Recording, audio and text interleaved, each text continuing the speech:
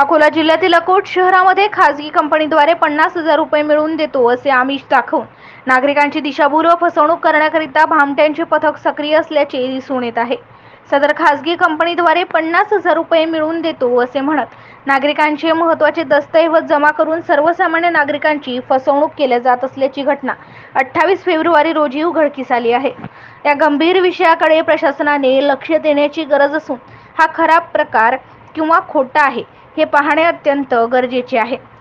50,000 रुपये देईल कोण, खासगी कंपनी की शासन, हा सर्वात मोठा प्रश्न निर्माण झाला आहे। या विषयाची शहानिशा करणे अत्यंत गरजेचे असून याबाबत शहर पोलिसांनी तत्काळ दखल घेऊन नागरिकांची दिशाभूल करणाऱ्यांवर तत्काळ कार्यवाही करण्याची मागणी नागरिकांच्या वतीने करण्यात येत आहे। MCN न्यूज मराठी करिता विशाल आगरे, अकोट।